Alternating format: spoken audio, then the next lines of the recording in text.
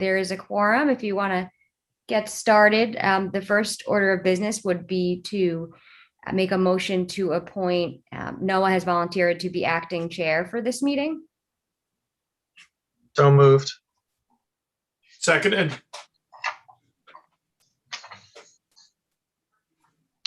What do we say? All in favor? All in favor? Aye. Do I vote for myself or is that a conflict? Yes, you vote for yourself. Okay. And then Sean, did you vote as well? I don't. Yeah, I did. My mic Okay. went off. Sorry about that. Thanks.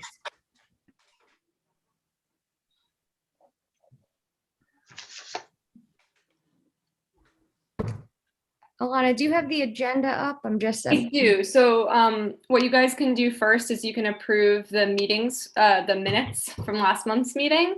And then if Michelle has any updates from the village board, she can give those. And then there's just that lead agency vote for 85 North Chestnut that I sent you guys earlier today. And Ashley will explain that a little bit more. Okay. So is our first order of business to approve the minutes? Yes. Motion to approve the April meeting minutes. Seconded. All in favor?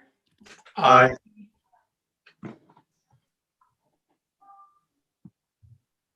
Okay.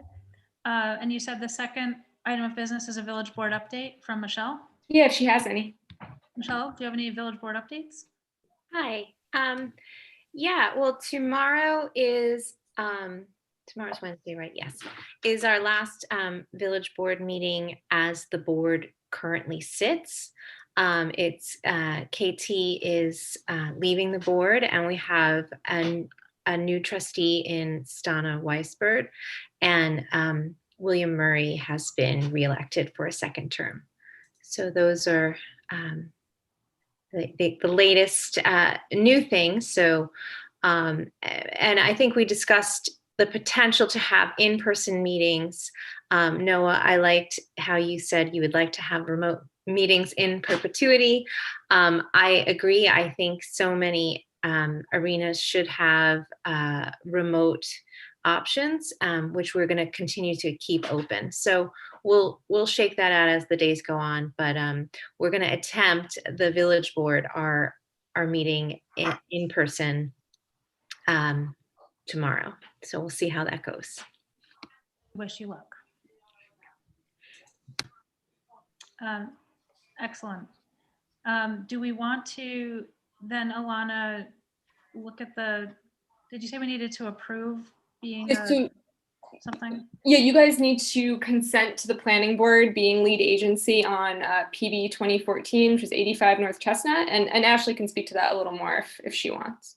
Sure. So this is, it's an application for site plan and special use permit. They're going to be demolishing the building that's already there and constructing a 3-story building, which will be a mix of residential and commercial space. And this is in the NBR zone on North Chestnut Street. They're going to have to come to the ZBA for a height variance. So that's why you're an involved agency on this application. So the planning board declared their intent to be lead agency, circulated a notice of intent just today, I believe, Alana and I did that. Yes. And then, so you have, as an involved agency, you have 30 days to either consent or object to be the lead agency, or I'm sorry, object or consent to the planning board being lead agency for this project. Okay, so can I get a motion to consent to the planning board being lead agency for the project? So moved. Seconded. All in favor? Aye. Aye. Aye.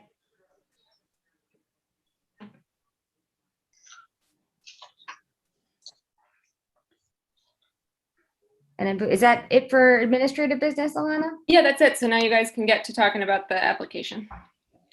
All right. Ashley, could you remind me of the protocol for how we go about this? Sure. If you want to just, I know the applicants there, or 2 people are here on behalf of the applicant, you could open it up to them and just give a summary of what they're looking for, the variances. And just for the record, this is ZB 2102 is the number of this. It's 191 to 193 Hasbrook Street. I'm sorry, Okay. Huguenot Street. sorry, it's ZB, what is it? ZB ZB 21-02. 21-02. All right, I just wanted to make sure I had that. Thank you. Okay. So I'll open up the floor to you, Christopher and Holly, to talk about what you're looking to do. Okay, well, thank you. I'll kick it off. Good evening, Chair Simons and Planning Board members. Holly Hasbrook, presenting for the estate of our late father, Richard Hasbrook, and joining us is the executor, Christopher Hasbrook. We're pleased to submit for your review and consideration an application for subdivision approval for a 3.3 acre parcel located on 193 Huguenot Street in the historical zone.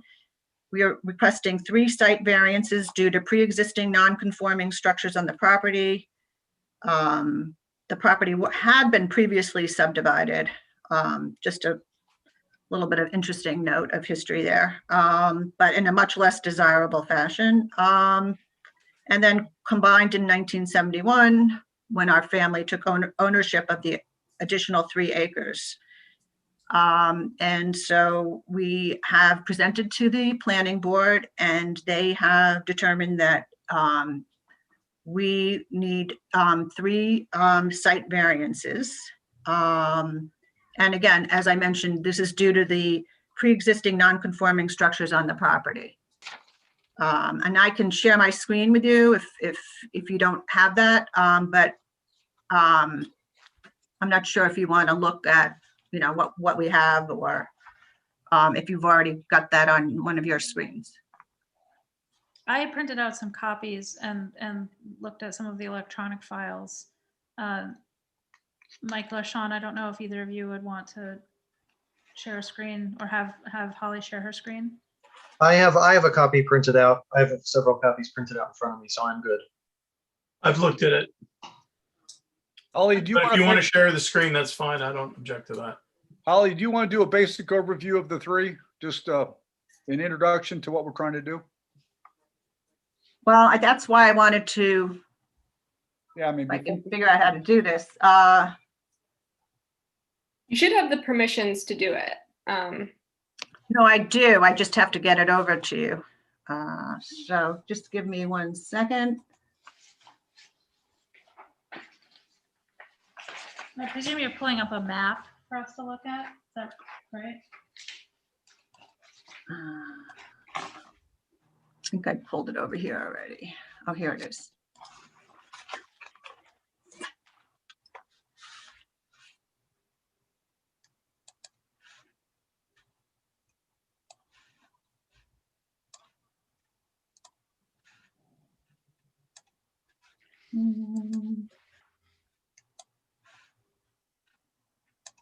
We all have the information. You can just start if you can't figure it out.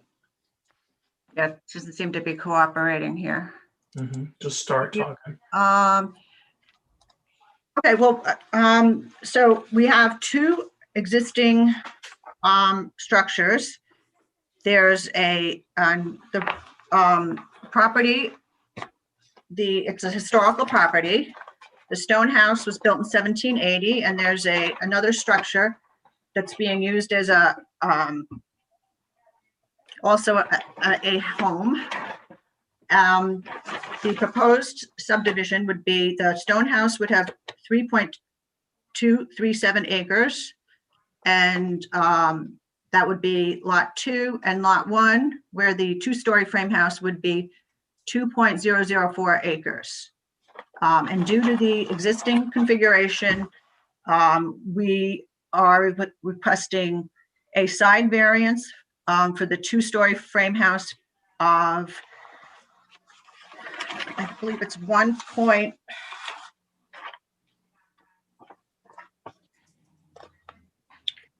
presently it's 18.08 feet from the stairs to the property line, and the zoning is 20 feet. So it's a variance for 1.92 feet. The front variance that we're requesting, it's presently 34 feet and the zoning is 50 feet.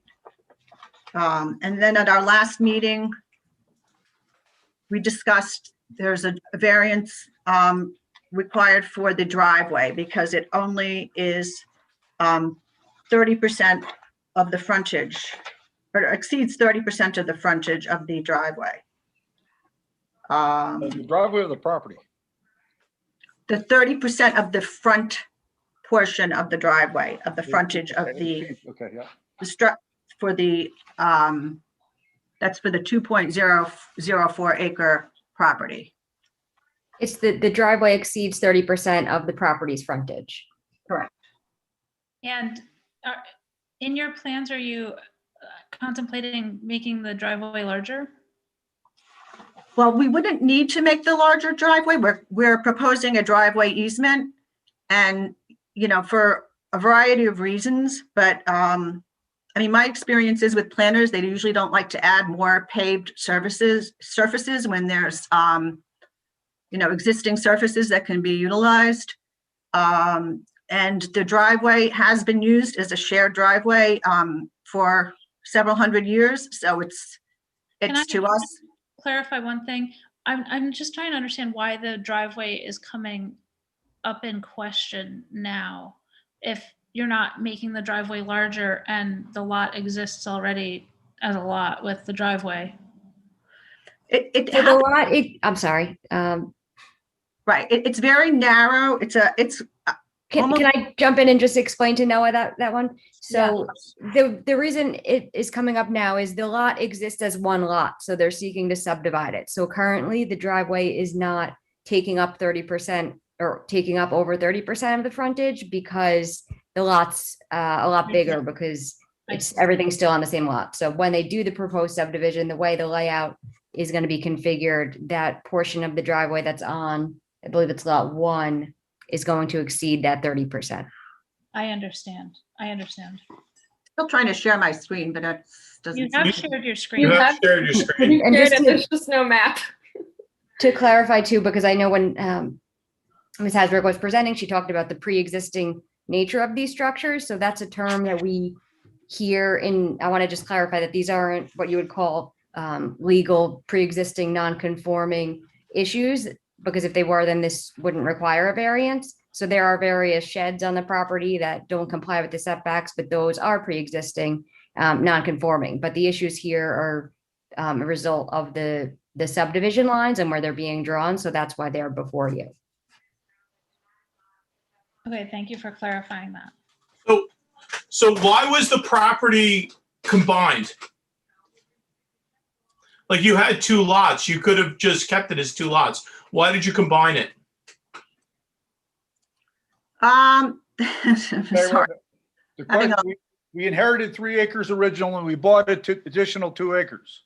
Yeah, so why didn't you keep it separate? Then you wouldn't have had this to do That this. was was that 20 years ago? No, it was in the 70s. Right. So I mean, I don't know. I mean, Because I mean, how much money in taxes did you save over the years by doing that? I don't know at this point. I mean, savings is not something. Good question, but I mean, because that's why people combine the land, is so they can save money on taxes. And so you had this opportunity. You could have left it as it is and paid the full freight, but you decided to. You decided to combine it so that you wouldn't have to pay the tax load, and now you're all of a sudden want to subdivide it again. This seems like a scam. Well, no, let me explain. Our grandparents lived in that structure. That's why we combined those 2 lots, because we had my grandparents were elderly and getting on in age, and obviously we wanted them to live with us. So my father wanted to provide a home for them, and that is why he combined the 2 lots. It doesn't make any sense. I don't understand that. Like, how is that? If you have 2 properties, you can keep them separate. You went through an effort to combine them. That seems like a lot of work and a lot of effort, and most people would have kept them separate, and then we wouldn't have had this conversation. If I could give you a little history, this house was in our family since it was built in 1780, and my father inherited this property from his cousin Laura, who sold off everything except the 2 acres of the stone house. And my father felt very strongly that he wanted to have, combine as much as possible. And thank you, Alana. And get it as close to what it originally was. Okay, and now But you want to, and now you want to split it up and put two houses in. Well, the two houses are already there, so there's no construction involved. The reason our brother lives in one of the houses, and because of reasons I'm not going to go into in our father's will, he was given a life estate to that house, and he would like to own that house, and that's the purpose of doing the subdivision.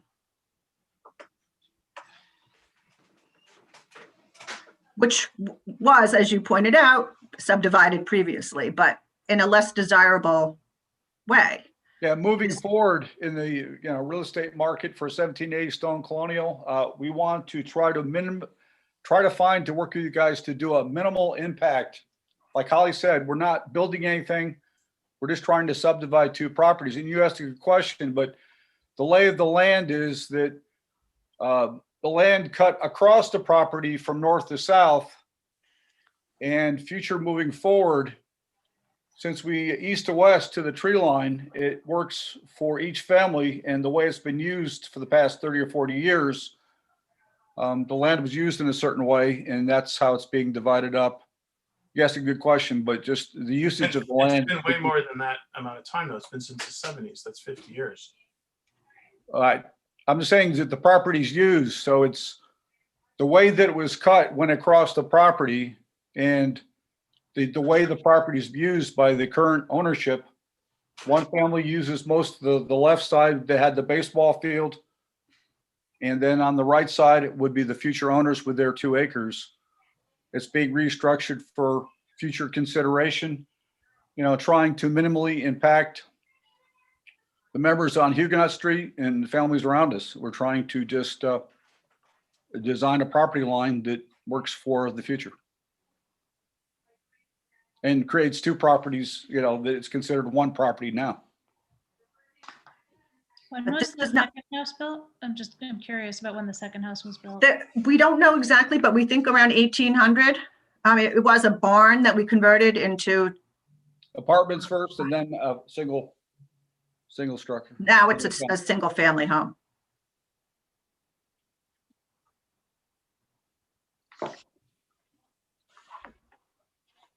I think you should have pictures there that were submitted. And when the one that you submitted that has the pink survey tape that is going off, is that indicating a spur of the shared from off the shared driveway onto the property? Is that? We had the surveyor put that up to give us a graphic of a visual of what the actual subdivision lines, where they would be. Okay. It allowed the future owners, Tommy and Heidi Hasbrook, to see what the future layout would be. Anything we do, we have to make not only for us, but the future owners of that, the smaller property. We have to make sure that all the work and effort that between us and you guys are going into it. We want to make sure that, there would be no problems moving forward, that the property be acceptable for all parties.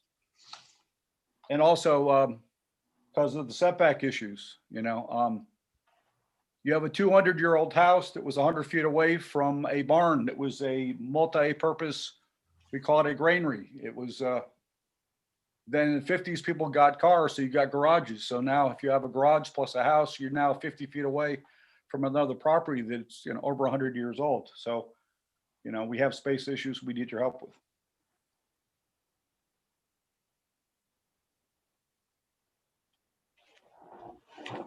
I can't quite make sense of the correlation between the map and the pictures, but if it's okay with you, maybe I could, take a ride down there before our next meeting and just look at it. Of course. Is the pink tape, is the tape still up? Yes. You're more than welcome anytime you want to visit.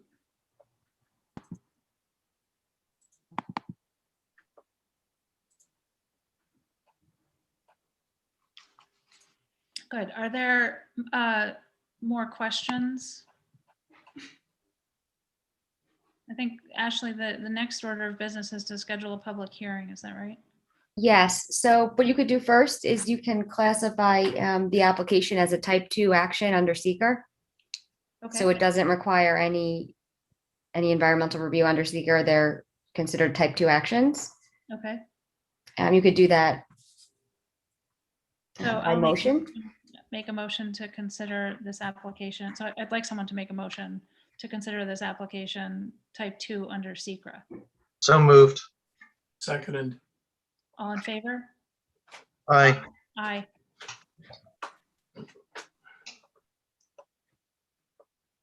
And then second, so this application or two of them do need to be referred to Ulster County.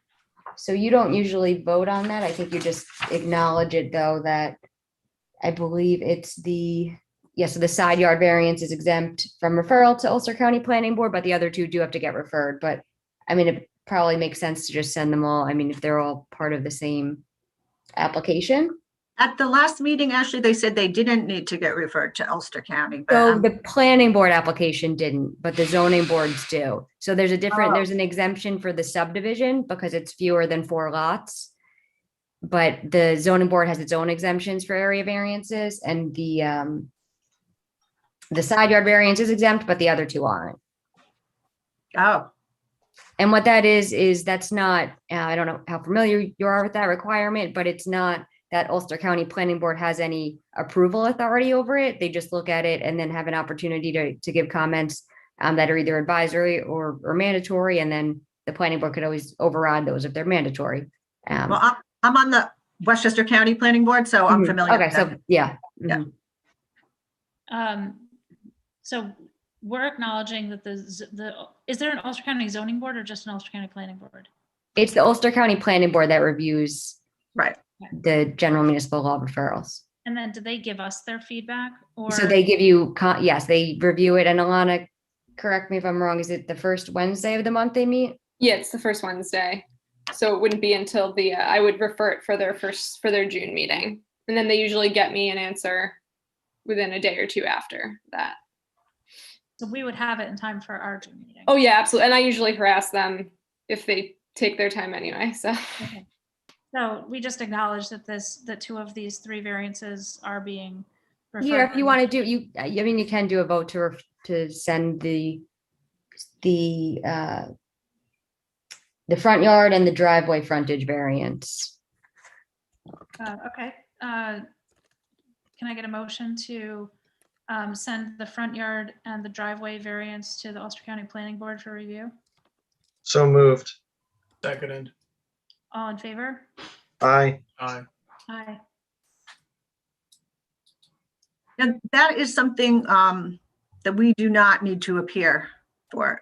Is that correct? Oh, yes, to the Ulster County. Yeah, they get it and they just do it on their own. Right. And then, no, the last step would be, as you had noted, to set the public hearing.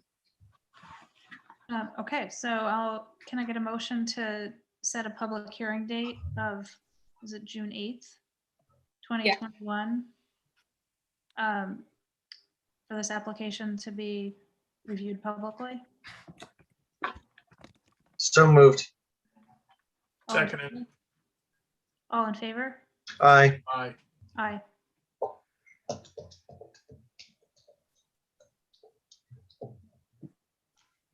Where is the public meeting held? I'm assuming it will be Zoom. It's going to be Zoom? It'll still be Zoom. It depends on how the village board meeting goes this week. If board members start attending in person, but they'll still be Zoom because the public still won't be allowed to come in. So they'll still need to be remote. But I'll send you all the information for what you guys have to do for the public hearing. I noticed the paper and stuff though, but I'll let you know tomorrow. Okay. Alana, will applicants be in person though, or would they still be? Oh, applicant? I don't think. Because I know so. other boards that are doing the hybrid type model, other Yeah. land use boards, a lot of times will have the applicant come to present. I don't know logistically how it all. I would assume it would be like based on comfort level. Like if they, I don't know though. Yeah, I could speak to that.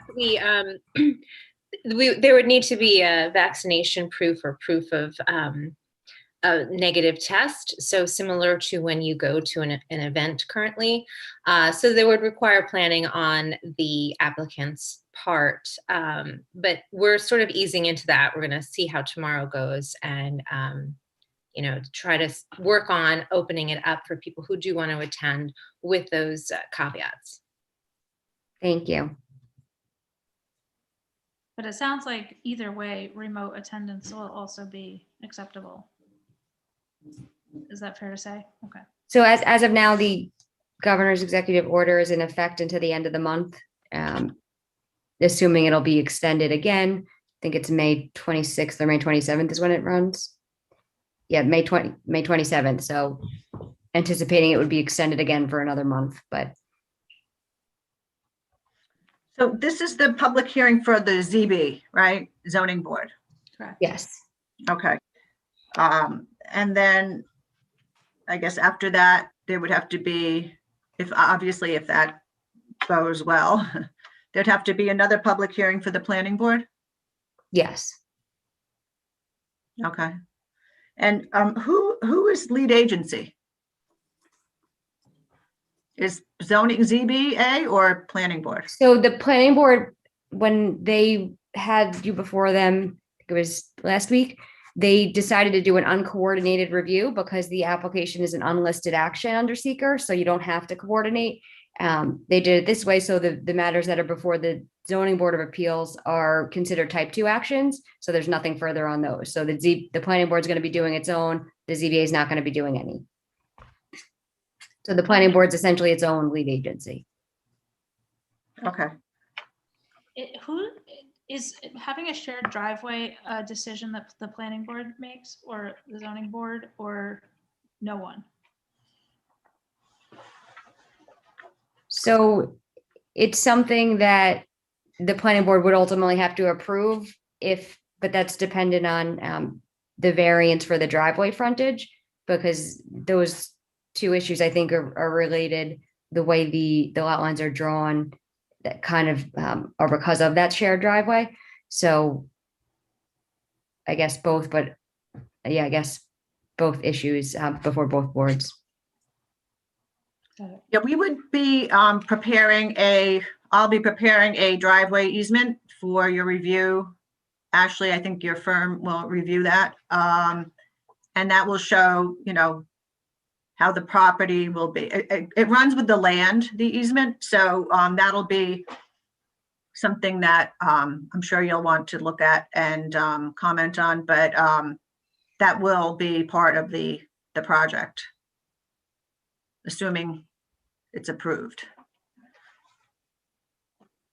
Yeah, so no, what that is would be a shared easement, a driveway easement and maintenance agreement, so that to cover how it's going to be maintained and all of that. Is that easement included in our ZBA file? No, so that's not something that's been submitted yet or Oh, okay. prepared yet. I didn't submit it yet because in the last meeting, we discussed it and they said it wasn't necessary yet, but if it does get approved, I guess if the county approves it, then I would do that. Unless I need it before that, I don't even know. I really don't know if that's necessary for the county.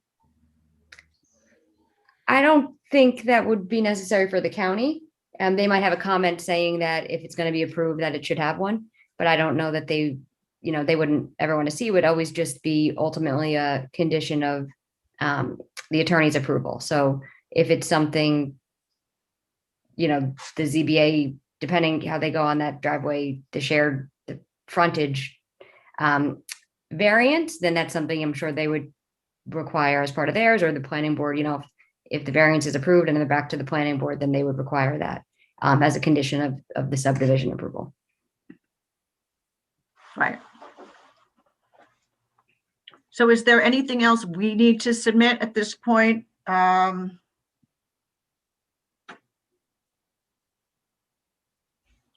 is there anything else that we should be asking for?